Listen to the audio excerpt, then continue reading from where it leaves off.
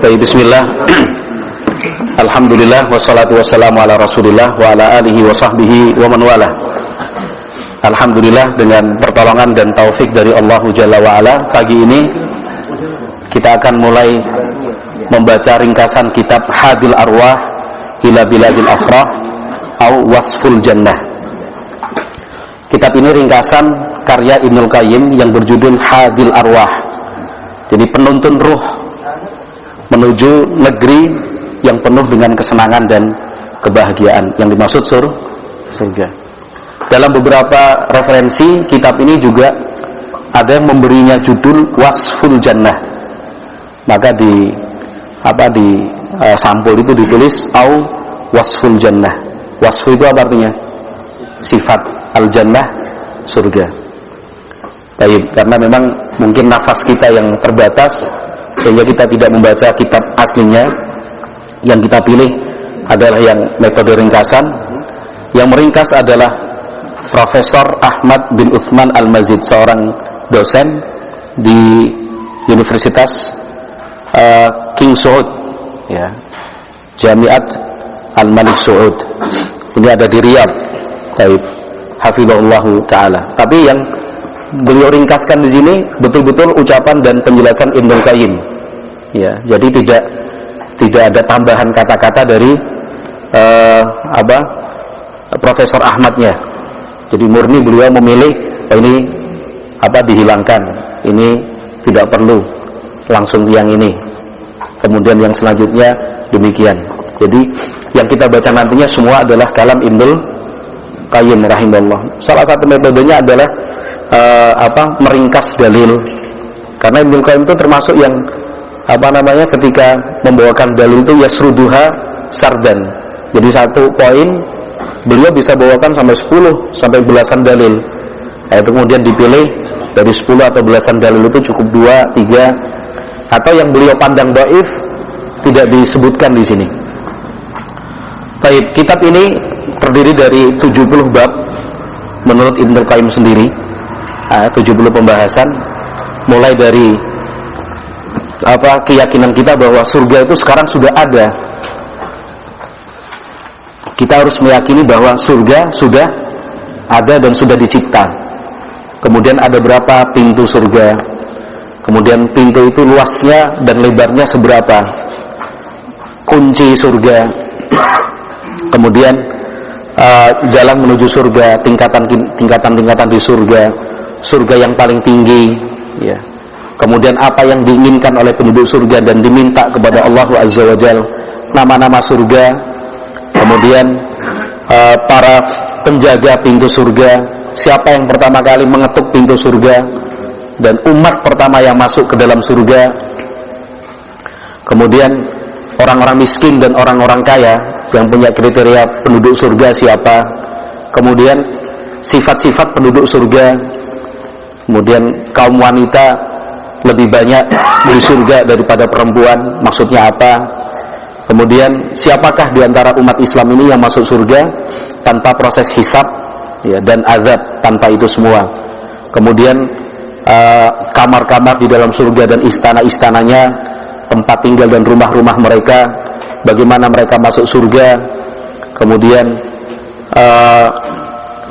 apa yang akan didapatkan oleh penduduk surga. Kemudian aroma wangi di dalam surga, pohon-pohon dan kebun-kebun di dalam surga, buah-buahan di dalam surga, mata air dan sungai yang ada di sana, makanan dan minuman penduduk surga, alat dan wadah yang dipakai untuk makan dan minum, pakaian dan perhiasan mereka, kemah-kemah, ya, dan dipan-dipan serta permadani yang ada di sana, para pelayan, ya, kemudian bidadari, kemudian hubungan suami istri yang dilakukan di surga, adanya nyanyian, ya, dari bidadari di sana, kuda dan tunggangan yang ada di sana. Kemudian penduduk surga satu sama lain akan saling mengunjungi. Bahkan di surga ada pasar, ya, bukan karena untuk jual beli, ya, akan kita baca semua di sana. Kemudian kesimpulan bahwa kenikmatan dan kesenangan di surga itu tidak bisa dibayangkan sama sekali. Sangat berkali lipat dibandingkan apa yang bisa dibayangkan. Kemudian bagaimana Allah Azza wa Jalla memberi kesempatan penduduk surga untuk melihat dirinya secara langsung. Allah berbicara dengan penduduk surga, dan surga itu kekal selama-lamanya, ya. Kemudian siapa yang paling terakhir masuk surga, dan beberapa nasihat dari Ibnu Qayyim rahimahullahu taala. Sehingga harapan dan tujuan kita membaca kitab ini ada dorongan semangat dan motivasi dari kita berjuang dan berbuat agar bisa masuk surga. Ketika kita memahami bahwa surga itu adalah tempat yang penuh dengan kegembiraan dan kesenangan, maka akan membuat kita sejenak melupakan susah dan penatnya kehidupan di dunia. Ketika kita sudah merasa susah, saat kita merasa sempit, ingat-ingat saja surga dan berbagai macam kesenangannya, sehingga terpacu lagi semangat untuk lebih baik di dalam beribadah. Baik, wallahu a'lam bishawab. Kita baca halaman 5. Bismillahirrahmanirrahim. Al-Muqaddimah. Alhamdulillahilladzi ja'ala jannatil firdausi li'ibadihil mu'minina nuzula. Sekali lagi bahasa Ibnu Qayyim itu memang luar biasa. Ibnu Qayyim siapa namanya, Pak Tris? Siapa namanya? Ya, Muhammad bin Abu Bakar. Baik, Muhammad bin Abu Bakar di depan Tayyib ada. Berarti kurang lebih berapa tahun yang lalu beliau wafat? 751.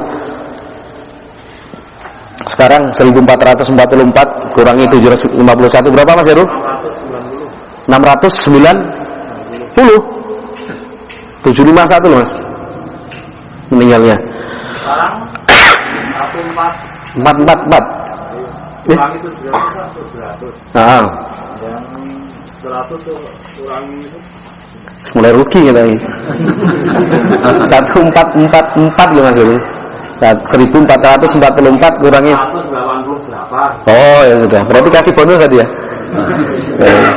Jadi kurang lebih berapa ratus tahun yang lalu? 700 tahun yang lalu lah gitu. Baik, 700 tahun yang lalu, tapi karya-karyanya sampai sekarang masih Allah jaga. Baik, alhamdulillahi, segala puji bagi Allah, alladzi, zat yang ja'ala, menjadikan, menetapkan jannatil firdausi, surga-surga firdaus, li ibadihil mu'minin, untuk hamba-hambanya yang beriman, nuzula, sebagai tempat tinggal. Ini kalau para ulama itu memberi mukadimah, itu nanti menyesuaikan materi dan isi dari apa yang akan disampaikan, baik itu kitab, itu ringkasan, itu artikel atau khutbah. Itu mukadimahnya selalu menyesuaikan dengan isi dan materi. Sekarang beliau akan berbicara tentang surga, maka mukadimahnya pun sudah berbicara tentang surga. Segala puji bagi Allah, dialah zat yang telah menjadikan surga Firdaus sebagai tempat tinggal untuk hamba-hambanya yang beriman. Wa yassarahum lil a'mali salihah. Yassar itu apa artinya? Memudahkan. Ya, dan dialah Allah zat yang telah memudahkan untuk mereka. Siapa mereka ini? Orang yang beriman, lil a'mali salihah, untuk beramal saleh. Jadi amal saleh yang kita kerjakan itu karunia dari Allah Subhanahu wa taala. Allah yang memudahkan, Allah yang memberikan jalan. Itu nggak bisa disetting dan didesain seperti maunya kita. Tidak bisa itu. Karena yang memberikan taufik, yang menggerakkan hati, yang memudahkan langkah siapa? Hanya Allah Subhanahu wa taala. Ada di hari-hari cerah, ya, tidak ada halangan secara cuaca, tidak berangkat. Kenapa? Karena hatinya belum diberi kemudahan oleh Allah Azza wa Jalla. Justru ada yang cuacanya sedang apa? Cuacanya sedang, ya katakan begitu, hujan deras, itu tetap mangkat juga, kan gitu. Padahal kadang-kadang gurunya juga berpikirnya mbok prai wae gitu ya kan. Tapi ini Ikhwan-ikhwan menyampaikan walaupun hujan tetap masuk Ustaz, ya sudahlah bismillah gitu aja. Berangkat ya kemarin terakhir loh, yang berangkat 20 orang juga. Kan saya hitung padahal hujan deras. Itulah Allah yang memudahkan gitu. Allah yang memudahkan. Kita berinfak, kita bersedekah, kita sholat, kita puasa, zikir, semua ibadah itu Allah yang memberikan kemudahan gitu. Apalagi kalau ini kita arahkan ke orang lain ketika ingin kita ajak, ya kan? Kita pikir kalau kita udah lobby, kita ajak bicara baik-baik, kita kasih hadiah, kita tawari tumpangan, kita jemput, pulangnya kok dijajake, ya kan? Kita pikir terus mau, ternyata ya tidak juga. Raise, kan begitu Mas Janu. Udah didekati apa segala macam, bahkan sampai kita mendatangkan seseorang yang kita pandang pinter ngomong nih. Biasanya nek uang ini sama dia terus hatinya luluh. Ketika kita datangkan diajak bicara itu raise ya. Tapi itu ngapunten lah. Benjing malih sanes sokbel. Ya karena semua itu kemudahan datang dari Allah Azza wa Jalla. Al-musilati ilaiha. Al-musilah apa artinya? Wasala yasilu, awsala yusilu. Bukan, menyampaikan, menghantarkan. Ilaiha, menuju surga. Jadi amalan-amalan soleh itu fungsinya apa sih sebenarnya? Alat tukar untuk surga? Bukan. Karena surga itu terlalu mahal. Terlalu mahal surga itu. Mau dinilai berapa? Mau dibayar berapa? Kan itu. Kalau seandainya satu aja misalkan masuk surga sekali minum, ya, kemudian tidak haus selama-lamanya, itu mau dinilai berapa rupiah coba? Satu jenis minuman sekali diminum tidak akan haus selama-lamanya. Mau dibayar berapa? Kalau misalkan fasilitas seperti itu ada di dunia, kira-kira dijual berapa? Ada sejenis minuman, satu gelas, orang kalau minum nggak akan butuh air lagi seumur hidupnya. Air abadi. Iya. Atau misalkan fasilitas, misalkan obat, suplemen kalau di dunia, itu kalau dikonsumsi terus nggak akan buang air selama-lamanya. Ya tidak BAB, tidak BAK. Kira-kira mau dinilai berapa triliun itu? Apalagi limited edition. Oh. Apa ya? Malah dikasih obat biar lancar pencernaannya. Kalau di surga kan makan minum nggak buang air kecil, nggak buang air besar. Ya jadi keringat yang wangi. Itu mau dinilai berapa? Ini baru sholat malam beberapa tahun sudah merasa berhak masuk surga, ya kan? Kemudian sudah infak 1 juta, 2 juta, sudah sedekah, sudah wakaf, wes mlebu surga, ya kan? Puasa Senin Kemis, wes layak nih jadi penduduk surga. Apalagi yang ibadahnya masih ada di bawah taraf itu. Jadi memang surga itu ya mahal. Maka yang bisa kita lakukan adalah mencari musil itu penghantar. Apa penghantarnya? Amalan saleh. Nabi Muhammad alaihi salatu wasallam pernah menjelaskan hal yang seperti ini, bahwa tidak ada satupun di antara kalian yang bisa selamat karena amal-amal perbuatannya. Sampai sahabat bertanya, wala anta ya Rasulullah, Anda juga begitu? Iya, wala ana. Hanya saja Allahu yataghammad illa anna Allah yataghammadani bi rahmatihi. Kita itu masuk surga, kita itu selamat dari neraka murni rahmat dari Allah Subhanahu wa taala. Tapi untuk mendapat rahmat itu harus beramal saleh, kan begitu. Falam yattakhidhu siwaha syughla. Sehingga mereka tidak yattakhidhu menjadikan siwaha selainnya. Selain apa ini?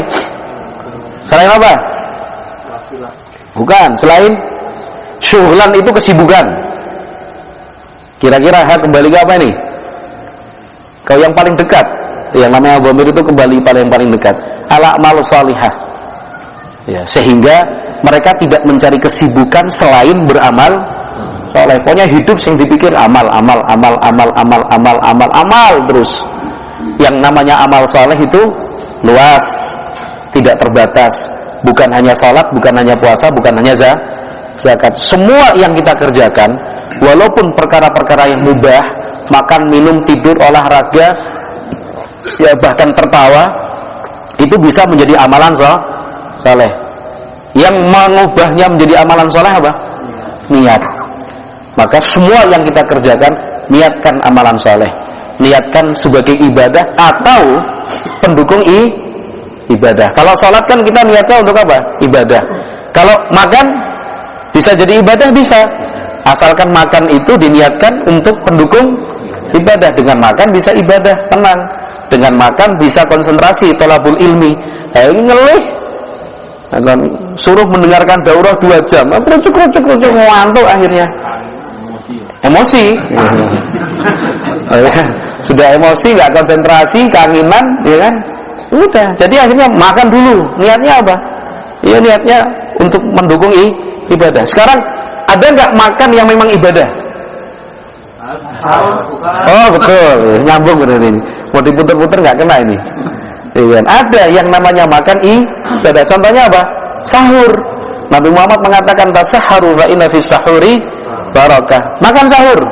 Perintah loh dari Nabi.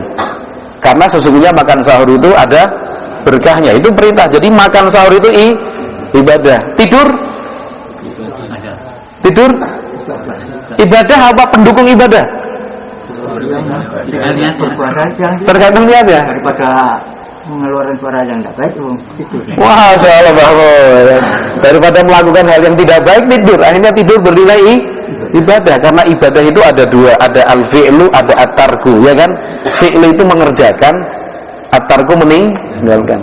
Mengerjakan sesuatu itu ibadah, meninggalkan sesuatu juga bisa ibadah. Kita tidak minuman keras, kita tidak berjudi, itu sudah ibadah. Kenapa? Karena kita menjauhi larangan Allah Subhanahu wa taala. Jadi amalan soleh itu yang ingin saya tekankan di sini banyak sekali. Dan itu cara agar kita bisa sampai ke dalam surga. Wa sahhala lahum turuqaha. Allah Azza wa Jalla memudahkan untuk mereka turuqaha, jalan-jalan menuju surga. Fasalaku subula, maka mereka menempuhlah jalan-jalan al-musilata ilaiha, yang bisa sampai ke surga zululan, dalam keadaan gampang. Zulul itu udah nggak ada. Jalan menuju surga itu dipersulit, itu nggak ada. Allah mau mudahkan. Kesulitan itu faktornya bukan dari jalan, bukan dari ibadah yang dikerjakan. Kesulitan itu faktornya dari manusianya itu sendiri. Manusia itu sendiri. Kalau jalan menuju surga, ibadah itu banyak. Senyum aja sudah sedekah, berkata-kata yang baik juga sudah sedekah, memotivasi itu juga sudah sedekah. Bayangkan senyum aja sedekah. Sekarang sebutkan satu contoh, satu ibadah yang mudah terus pelakunya masuk surga. Semua kita di sini bisa. Apa Pak Timing ini? Udah cukup ini pagi ini pembukaan. Karena saya mau ke Purwokerto dulu nih. Acara 9:30 nanti apa? Tompo rapot TA sama MI terus sekaligus jemput anak di Temanggung. Apa? Satu ibadah semua kita bisa. Enggak, yang jelas-jelas Nabi Muhammad mengatakan masuk surga. Apa Mas Widi? Enggak, amalan yang mudah, amalan yang dikerjakan maksud saya. Lebih mudah kalau berbakti, angel Pak. Kembali berbakti sama orang tua angel Pak, betul. Jujur Pak, susah. Gampang sekali. Nabi Muhammad mengatakan, saya melihat seseorang ambil duri. Apple itu gampang banget. Nabi Muhammad mengatakan, saya menyaksikan di dalam surga itu ada orang dia keliling-keliling surga itu bersenang-senang hanya dikarenakan dulu waktu di dunia dia menyingkirkan duri dari jalan. Surga. Barat juga termasuk.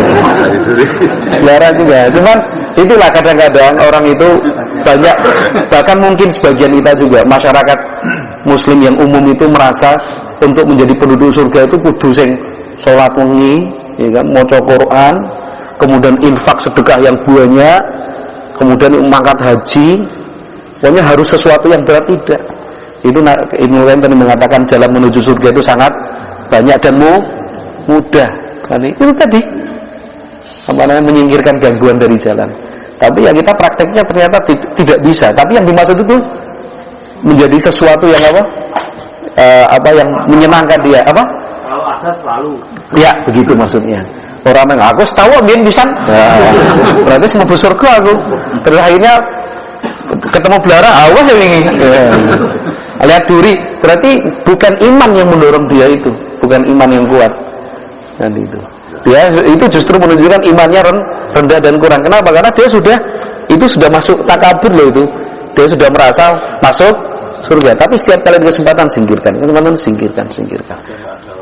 Oh ya, ada orang tidak ada orang ya kan. Dan tidak perlu diposting ya kan. Tidak perlu diposting. Maksudnya ya indahnya menyingkirkan duri dari jalan. Ya. Atau monggo Bapak Ibu kalau mau lewat sini sudah saya singkirkan ini. Ya. Pada seperti itu. Wallahu a'lam bishawab. Cukup insyaallah. Subhanakallahumma wa bihamdika asyhadu an la ilaha illa anta astaghfiruka wa atubu ilaik. Alhamdulillah.